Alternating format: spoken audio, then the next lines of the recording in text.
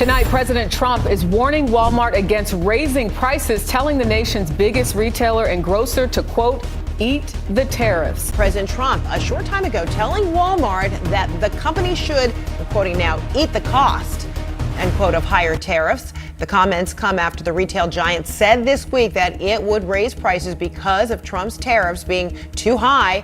Walmart has more than 4,600 stores in the U.S. It's also the biggest private employer in the country. Today, President Donald Trump told Walmart to, quote, eat the cost of rising tariffs so they can keep prices low for consumers. Walmart makes billions.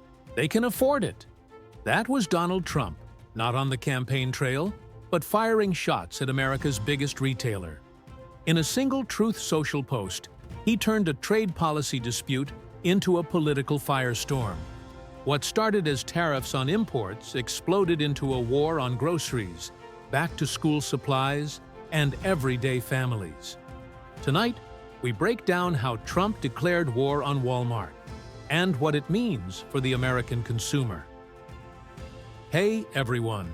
Welcome back to the channel where we break down the biggest political stories shaping your wallet, your rights, and your future.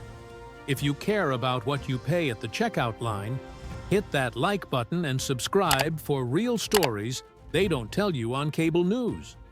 Trust me, you don't want to miss this one. It didn't start with a policy paper or a press conference. It started with one sentence, all caps. Walmart makes billions. They can afford to eat the tariffs. Trump wasn't speaking to economists. He was speaking to voters. His target? Not China, not Mexico, but Walmart. The company that employs more Americans than any other, that serves more than 240 million customers a week, and that has stores in 90% of U.S. zip codes. Trump was furious. Walmart had just announced it would raise prices in response to the tariffs his administration imposed on imports from China, India, and Europe. These weren't minor duties. Some were as high as 30%, and they were finally hitting home. Walmart, after months of internal cost-cutting, had hit a wall. The retail giant could no longer absorb the financial pressure alone.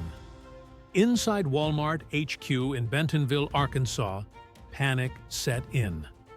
CEO Doug McMillon convened emergency meetings. Treasury officials were contacted. The company issued a carefully worded statement. They would try to keep prices low, but the tariffs were simply too big to ignore. Behind the scenes, the mood was darker. Executives were livid. They had redesigned packaging, sourced new materials, even stocked up inventory before the tariffs kicked in. But it wasn't enough.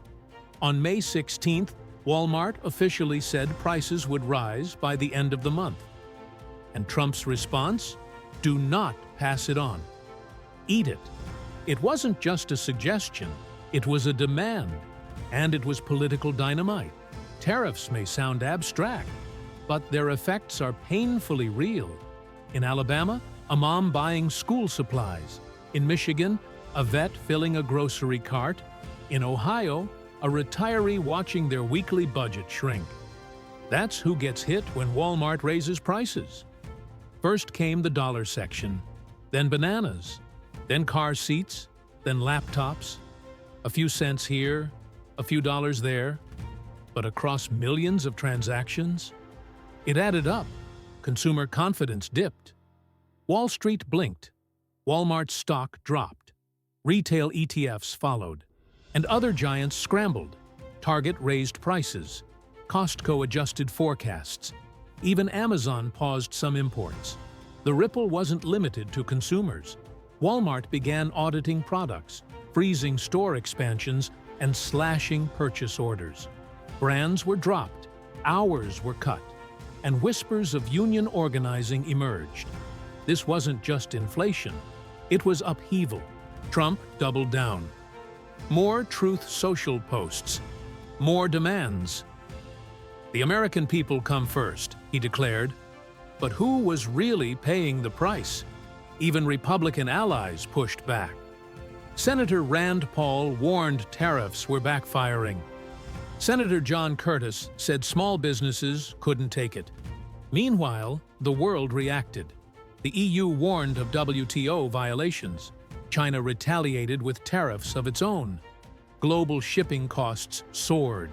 Customs delays multiplied. And Walmart's legendary supply chain? Under siege.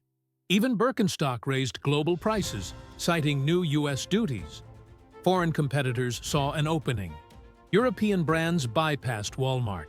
Chinese firms struck new deals. South Korean suppliers offered products at a premium. Suddenly, patriotism was colliding with profit, and Walmart was bleeding from both ends. This isn't just about Walmart.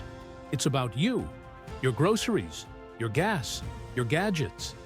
If the biggest, richest retailer in the country couldn't shield you from tariffs, what chance does anyone else have? Walmart has been the price anchor for decades. If they move, everyone moves. And that's exactly what's happening. Increased prices, shaky supply chains, political games with real-life consequences. And Trump? He keeps tweeting. Eat the tariffs, he says, even as working families eat the cost. This trade war has moved from headlines to your kitchen table. And no matter which side of the political aisle you're on, the receipts don't lie. So what happens next? More tariffs? More tweets? More price hikes? One thing is clear. America's retail system is being used as a political pawn, and the people paying the price are you and me. If this story opened your eyes, do us a favor.